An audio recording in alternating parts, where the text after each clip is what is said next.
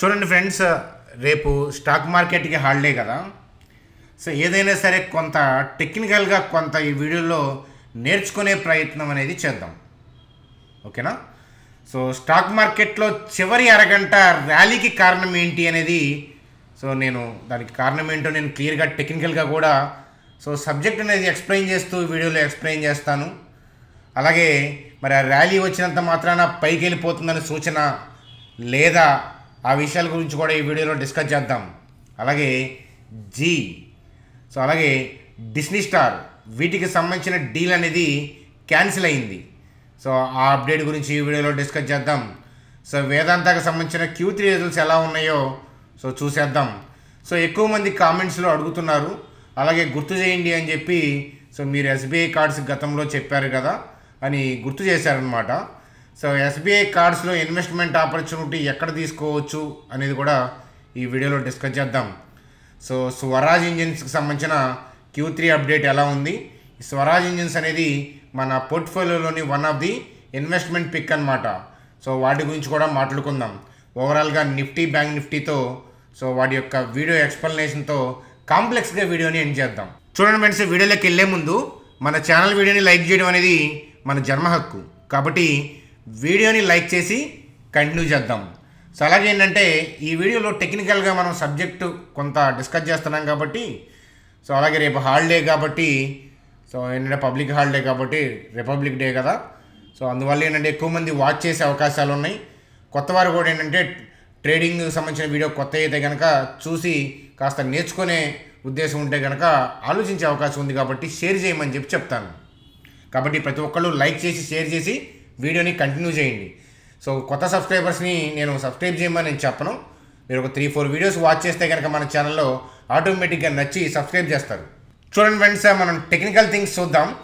So ముందుగా ఏంటంటే Nifty కాదు, బ్యాంక్ నిఫ్టీ చూద్దాం. నిఫ్టీ అయినా సరే బ్యాంక్ నిఫ్టీ అయినా ర్యాలీ అయింది కదా. సో చూడండి, ఆల్రెడీ డౌన్ ట్రెండ్ నడుస్తుంది, ఇబ్బంది అయితే ఏం లేదు. కాకపోతే ఆల్రెడీ మనం డిస్కస్ చేసుకున్నాం ఏమని, 44,268, 44,965. సో ఈ రెండు క్యాండిల్స్ ఉన్నాయి కదా, ఈ రెండు క్యాండిల్స్కి మధ్య నేను జోన్ డ్రా చేశాను. ఈ లైన్ రిమూవ్ చేస్తున్నాను, జోన్ డ్రా చేశాను. చూడండి, గ్యాప్ అప్ ఉంది అని అంటే, సో అంతకుముందు ప్రీవియస్గా ఏంటంటే ఈ ఏరియాలో ఏంటంటే బై చేయడానికి ట్రై చేశారు.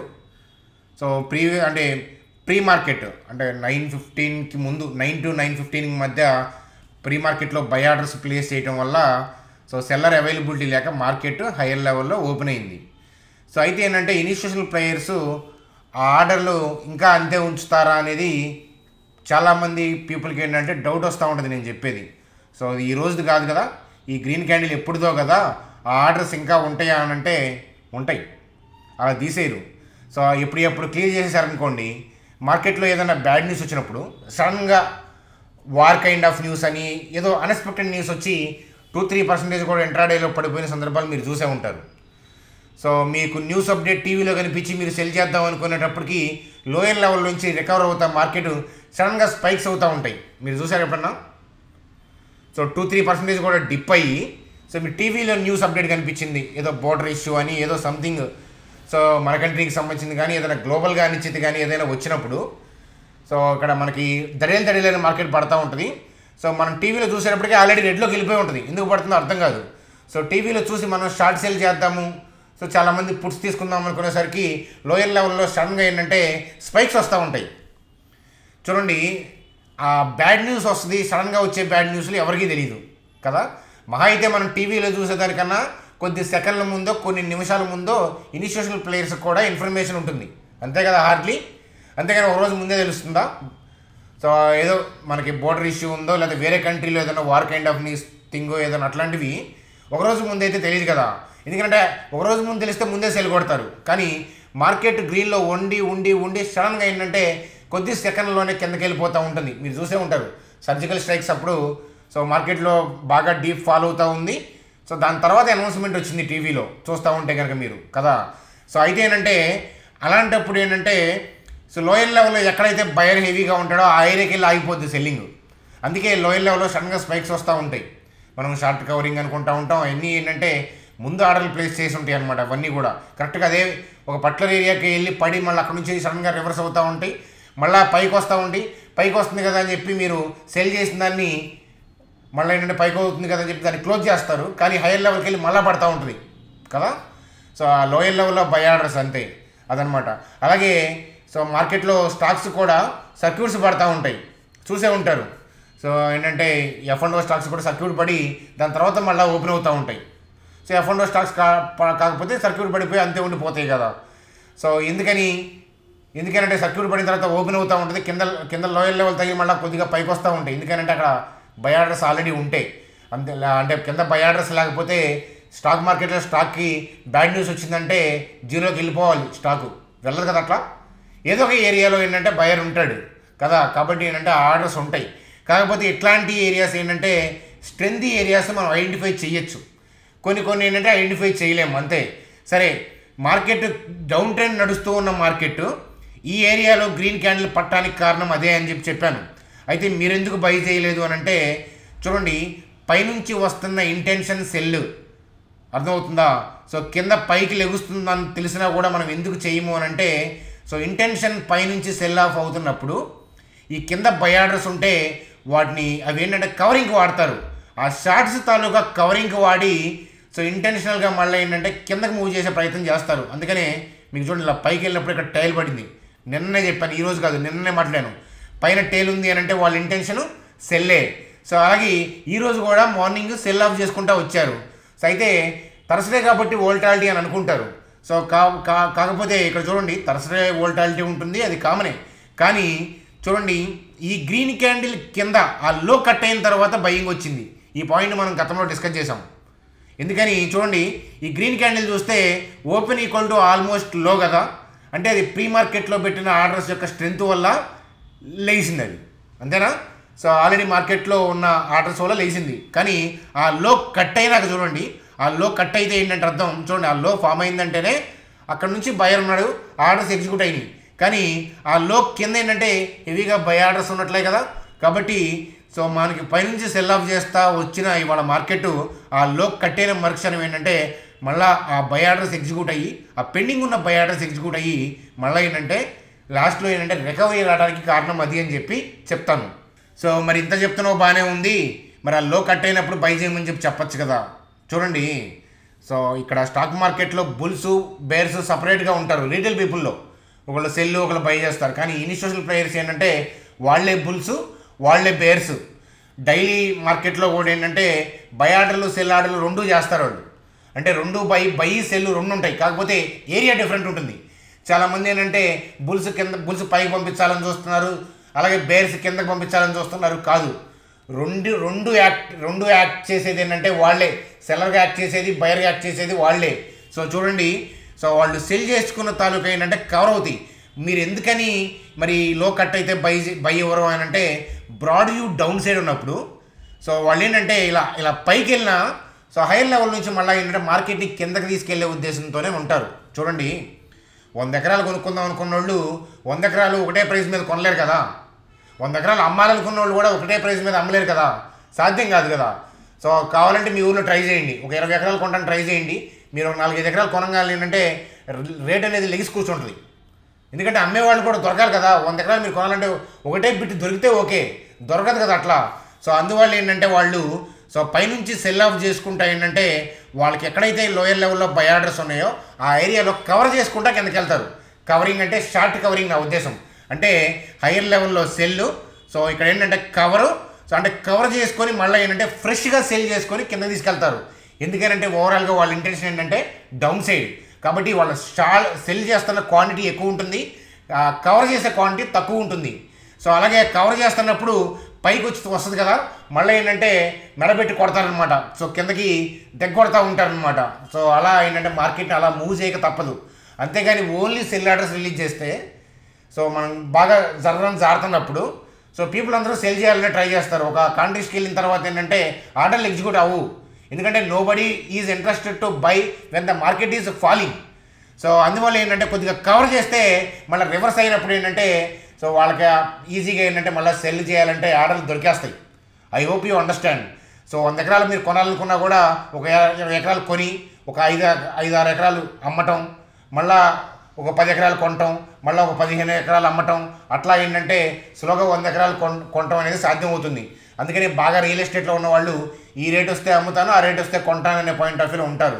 అంటే వాళ్ళ దగ్గర మనీ ఉంటాయి, ల్యాండ్లు ఉంటాయి, కొనాలి అన్నా కూడా ఓకే, వాళ్ళు అమ్మాలన్నా ఓకే. కాకపోతే వాళ్ళకి అనుకూలమైన ప్రైస్లోనే సెల్ చేస్తారు, అనుకూలమైన ప్రైస్ వస్తేనే బై చేస్తారు. దీన్ని అంటే నేను ఇప్పుడు చెప్పింది బిగినర్స్కి అర్థం కాకపోవచ్చు, టైం పడుతుంది.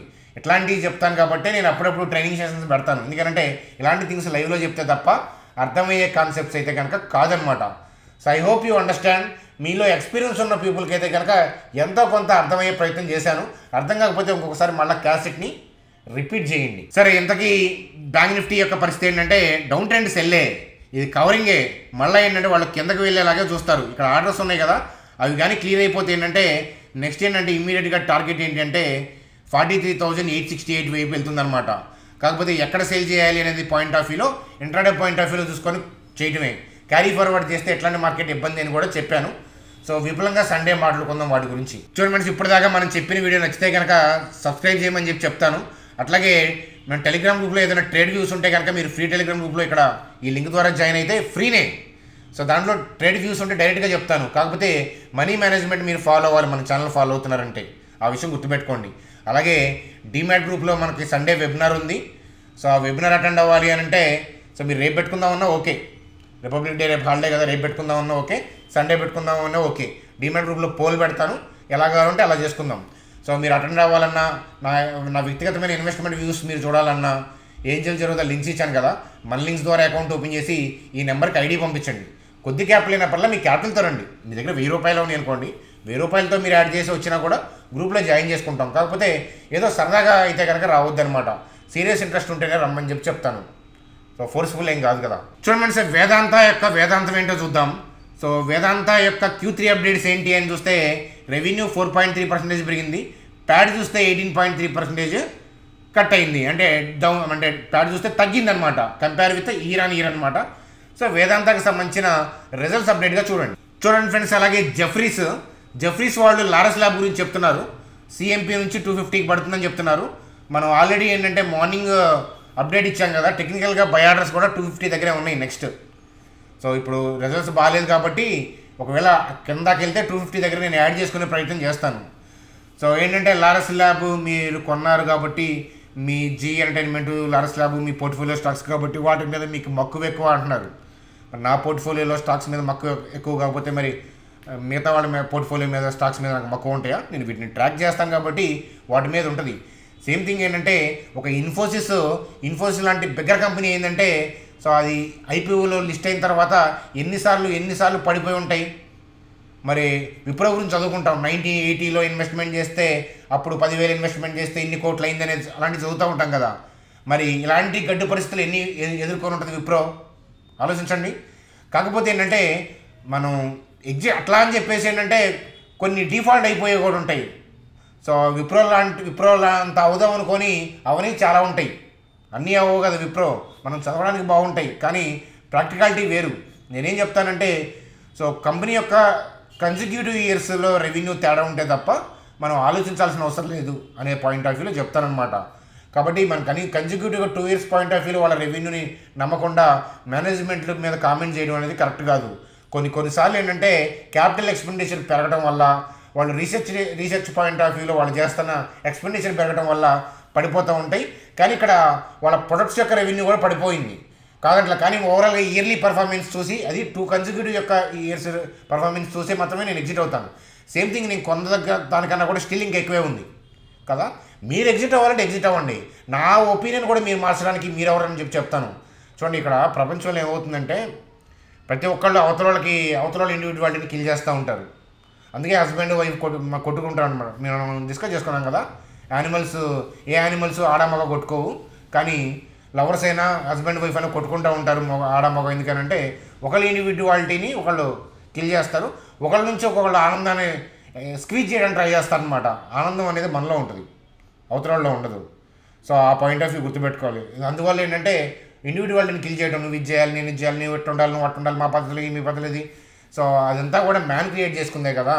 ఒకప్పుడే ఉన్నాయి చెప్పండి, ఆది మానవుడికి ఏం లేవు. దాని తర్వాత కాలగమనంలో ఏంటంటే సో పర్సన్స్ వల్ల భావాలు నచ్చి దాని తర్వాత రిలీజియన్స్ అట్లా ఏంటంటే ఉన్నాయన్నమాట. మీరు చూస్తే చాలా కంట్రీస్లో సో రిలీజియన్ అంటే క్యాస్ట్ అనే సిస్టమ్ కూడా ఉండదు. మీరు కంట్రీస్లో చూస్తే, మనం వరల్డ్ మొత్తం చూస్తే చాలా తెగలు ఉన్నాయి. సో రకరకాల థింగ్స్ ఉన్నాయి. ఇవన్నీ కూడా అంటే మ్యాన్ మేడ్ బిల్డ్ అనమాట. సో అదంతా వేరే టాపిక్, ఇంకో రోజు మాట. సరే, నా ఇండివిజువాలిటీని అయితే నేను కిల్ చేసుకోను మీకోసం. సేమ్ థింగ్ ఏంటంటే ప్రతి ఒక్కళ్ళ కోసం ఎలా మనం మాట్లాడతాం, కామెంట్ని పట్టించుకోబాకండి, మీరేం బాధపడబాకండి, నేను ఎందుకు బాధపడతాను, హాయిగా ఈ వీడియో చేసి తిని పడుకుంటాను అనమాట. సో అయితే స్వరాజ్ ఇంజిన్స్కి సంబంధించిన Q3 అప్డేట్ చూడండి. మన పోర్ట్ఫోలియోలోని one of the stock. Net profit 4% up, revenue almost అంతే ఉంది. సో అలాగే మార్జిన్ అనేది ఆల్మోస్ట్ అంతే ఉంది, 11.7%, 11.8, పెద్ద తేడా ఏం లేదు. స్వరాజ్ ఇంజిన్స్ మంచి కంపెనీ. సో మనకి డివిడెండ్ ఎక్కువ పే చేస్తారు, డెట్ ఫ్రీ కంపెనీ. సో మనం మహీంద్ర M&M వాళ్ళు 50% స్టేక్ ఆక్యుపై చేశారు. మనం కొన్న తర్వాత వాళ్ళు ఎప్పుడూ ఆక్యుపై చేశారు. సో లాభాలు చూడండి, మీరు లాస్ట్ 10 years యొక్క సేల్స్ కానీ గ్రోత్ కానీ చూడండి. నెక్స్ట్ 10 to 20 years మనం ఉంచుకోవచ్చు అనమాట. ఈ స్వరాజ్ ఇంజిన్స్ ట్రాక్టర్స్ అవి కూడా కనిపిస్తాయి మీకు పల్లెటూరులో వాతావరణం మనం చూస్తే. స్వరాజ్ ఇంజిన్స్ ట్రాక్టర్లు కూడా కనిపిస్తూ ఉంటాయి అనమాట. అది మంచి కంపెనీ. చూడండి ఫ్రెండ్స్, అలాగే Zee walks back on $1.4 billion TV cricket rights deal with Disney. అర్థమైంది కదా, సోనీది దెబ్బేసింది కదా, దాని తర్వాత ఇక్కడ డీల్ కూడా పోయింది. మరి డీల్ పోయింది కదా, మరి జీ నుంచి ఎగ్జిట్ అవుతారంటే నేను ఎక్కడ కొన్నానో అక్కడే ఉంది. సో కానీ ప్రైస్ పాయింట్ ఆఫ్ వ్యూలో చూసుకుంటే మీరు ఏ స్టాక్లో చేయలేరు. మీరు కావాలంటే ఇప్పుడైనా ఎగ్జిట్ అయిపోవచ్చు, అది మీ ఇష్టం. కానీ జీని నేను సోనీతో సంబంధం లేకుండా కొనుక్కున్నాను. కన్సిక్యూటివ్గా 2 years రెవెన్యూలో తేడా ఉంటే తప్ప నేను వెళ్ళను. కార్పొరేట్ గవర్నెన్స్ ఇష్యూస్ ఉంటాయా అని అంటారు కదా, సో అది రూల్ అనమాట. కార్పొరేట్ గవర్నెన్స్ ఇష్యూస్ ఉంటే వెళ్ళకూడదు ఆ కంపెనీలో అని చెప్తారు, అది రూల్ అనమాట స్టాక్ మార్కెట్లో. కానీ స్టాక్ మార్కెట్కి రూల్ ఉండదు, మన లైఫ్కి రూల్స్ ఉండవు నా పాయింట్ ఆఫ్ వ్యూలో. సో ఏంటంటే ఈ స్టాక్ మార్కెట్ పాయింట్ ఆఫ్ వ్యూలో కార్పొరేట్ గవర్నెన్స్ బాగోలేదని తెలిసే కొన్న ఆ స్టాక్ని. మన పోర్ట్ఫోలియోలో అన్ని రకాల స్టాక్స్ ఉంటాయి, అందుకని 50% గెయిన్లో ఉంది. కానీ ఇట్లాంటి స్టాక్సే సో అద్భుతంగా కూడా పేలుతాయి. సో ఆ ఇష్యూస్ అన్నీ పోతాయి. ఇష్యూస్ ఉన్నాయి కాబట్టి డిస్కౌంట్లో దొరుకుతుంది, లేకపోతే మంచిగా నడవాల్సిన స్టాక్ అనమాట. అందుకే దాన్ని డిస్కౌంట్లో కొన్నాను, ఎక్కువ పెట్టి నేనేం కొనలేదు కదా. సో అర్థమైందా, అదనమాట. కాబట్టి సో కొన్ని అనుకున్నట్లు వెళ్ళవు, కొన్ని వెళ్తాయి, కొన్ని ఇంకా బెటర్గా వెళ్తాయి. అంతేగాని portfolio each and every stock ఎక్స్ట్రాడినరీగా పర్ఫామ్ చేసి చప్పట్లు కొడితే వారన్ బఫెట్ గారికి ఎందుకని 20% CAGR దగ్గరే ఉంటారు. మన సోషల్ మీడియా టీవీలో చెప్తున్నట్లు మంత్లీ 10 to 20% సో మన రిటర్న్ ఆన్ ఇన్వెస్ట్మెంట్ జనరేట్ చేయొచ్చు. మీరు కూడా చూస్తూ ఉంటారు, యూట్యూబ్ అడ్వర్టైజ్మెంట్లు అన్నీ కనిపిస్తూ ఉంటాయి. Every month 20% return on investment అని. ఎలా సాధ్యం అది? సో ఇయర్లీ 18 to 20% CAGR ఓవరాల్గా మీరు చేస్తే సో మామూలు విషయం కాదు. అది రాకేష్ జునవాలా వల్ల అయింది. సో తను కొద్దిగా ఎక్స్ట్రాడినరీ పర్సనే కదా అది. మనం అక్కడ అందుకోగలని ట్రై చేస్తే చాలు, అంతే కదా. ఇవన్నీ కూడా డొల్ల మాటలు. ఇవన్నీ మీరు అది నమ్ముతారా, మీ అకౌంట్ నమ్ముతారా ఆలోచించండి. సో ఎవరైనా మాటలు చెప్పినా కానీ మీ అకౌంట్లో మిమ్మల్ని గెలిపించే వాళ్ళు ఎవరు చెప్పండి, అదనమాట. వాస్తవాలు వేరే ఉంటాయి, మీకు దిగితే కానీ లోతేంటో తెలియదు అనమాట. అది SBI కార్డ్స్ గురించి చూసే ముందు చాలామంది అడుగుతుంటారు.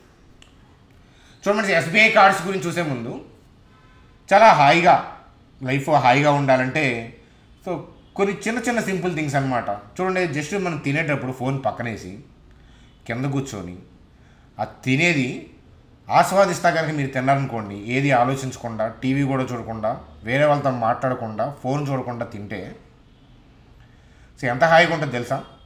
సేమ్ థింగ్ ఏంటంటే నవ్వులుతా చూ చేస్తా, దాన్ని ఎంజాయ్ చేస్తా తినండి. అప్పుడు ఏంటంటే మనం ఎక్కువ తినం, ప్లస్ తిన్నది ఏంటంటే డైజెస్ట్ కూడా అవుతుంది. సో ఎంత హ్యాపీనెస్గా ఉంటారో చూడండి. అది సేమ్ థింగ్ మీరు పడుకునేటప్పుడు ఫోన్ తీసుకొని పక్క రూమ్లో పెట్టుకోండి, సైలెంట్లో పెట్టుకొని షెల్ఫ్లో పట్టేయండి లేకపోతే. సో ఎంత హాయిగా ఉంటుందో చూడండి అనమాట.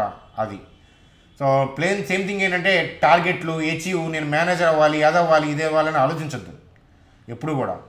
ఎందుకంటే మీరు చేసేటప్పుడు ఆ పని సరిగ్గా చేస్తే థింగ్స్ అన్నీ వచ్చేస్తూ ఉంటాయి. ఇప్పుడు నేను యూట్యూబర్ అవ్వాలని నేనేం అనుకోలేదు. అసలు మన చిన్నప్పుడు యూట్యూబ్ అనే కాన్సెప్ట్ ఉందా? లేదు. కాబట్టి లైఫ్ అనేది మిస్టరీ టు ఎంజాయ్.